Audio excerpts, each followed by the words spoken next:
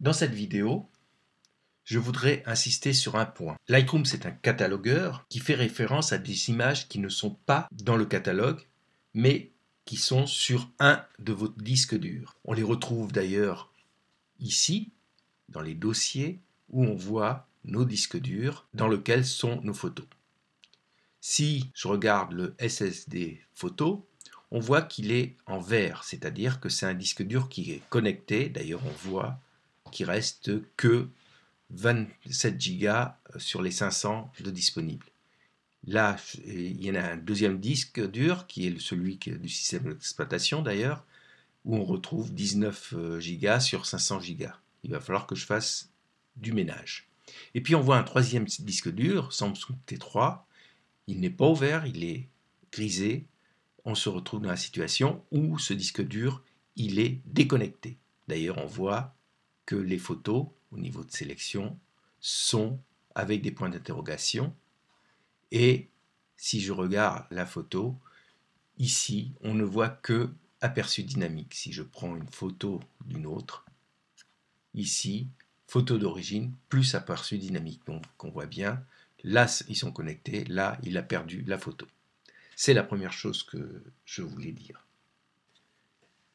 J'ai mis mon explorateur de fichiers à côté de Lightroom pour voir ce qu'il se passe si je prends ce fichier-là, Picture 2019 et 2019-05-20. Si ici, je me retrouve avec Images 2019, 2019-05-20, et là j'ai une photo qui s'appelle 2019-05-20, 82-25, et on retrouve la même arborescence et cette photo. Maintenant, je vais changer le nom ici et je vais par exemple mettre 0,1 point en plus et je fais entrer. Qu'est-ce qui va se passer? Regardez ici, j'ai bien changé le nom, mais par contre là, quand je fais là, un point d'interrogation s'est mis. Ça veut dire que Lightroom ne retrouve plus ses petits. Il a perdu le dossier, c'est normal puisque là j'ai changé le nom. Pour le retrouver, qu'est-ce qu'il va falloir que je fasse? Il va falloir rechercher le dossier manquant et aller chercher mon dossier concerné.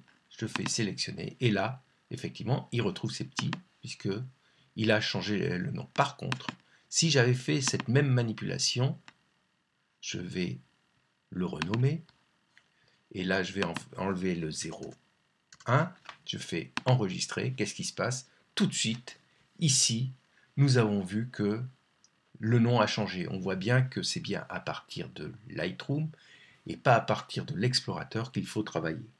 Même chose, j'ai envie de déplacer ce fichier par exemple et de le mettre dans celui-là. Je vais pouvoir le prendre et je vais le déplacer. Je vais dire, il me demande si je veux le déplacer, je dis OK. Et vous voyez que j'ai là un petit triangle avec ce nom de fichier et en dessous on se retrouve avec le nom de fichier. Si je regarde le répertoire 2019-05-18, si je fais ça, à l'intérieur de l'autre, on retrouve bien la même arborescence. Je vais ramener ce dossier derrière 2019, je fais déplacer, et effectivement, je retrouve bien mon fichier, mon répertoire ici, comme avant d'ailleurs.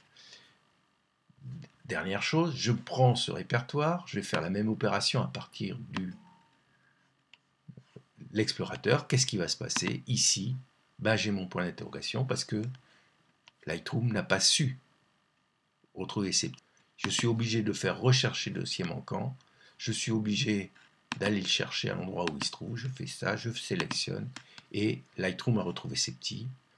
Je vais refaire ça pour le remettre au bon endroit. Je déplace et on retrouve l'arborescence.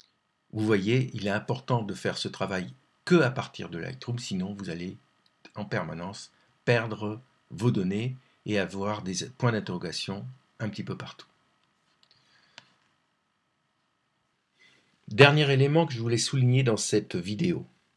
Vous voyez ici, j'ai cliqué sur ma photo.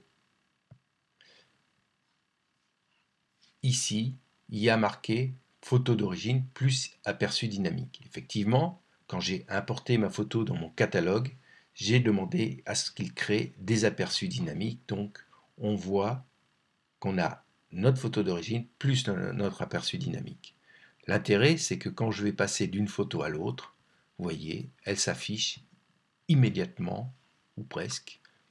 Ça va beaucoup plus vite que si on n'était pas avec cet aperçu dynamique. C'est un peu plus lourd au niveau du catalogue, mais on y gagne en souplesse quand on va travailler, et en tout cas en rapidité quand on va travailler. Bien entendu, là, je pourrais m'en passer puisque mon disque dur est connecté et on voit mes photos. Par contre, ici, j'ai un disque dur qui n'est pas connecté. Et si je clique sur une photo, je me retrouve dans la situation où ma photo, son aperçu dynamique est là, puisqu'on voit qu'on n'a plus la photo d'origine, on n'a que l'aperçu dynamique. Je vais pouvoir aller dans le menu développement pour travailler ma photo, pour l'éclaircir par exemple. Je fais ce que je veux. Par contre, si je veux exporter par exemple ma photo, il m'affiche comme quoi les origines sont manquantes. Donc, on ne va pas pouvoir exporter de façon correcte ma photo. Donc, la différence, elle est là. Mais sinon, on va pouvoir travailler notre photo comme si le disque dur était branché. Voici donc quelques éléments que je voulais vous montrer et qu'il me semble important de comprendre pour pouvoir après travailler sereinement sur ces photos. Merci de votre attention. À bientôt.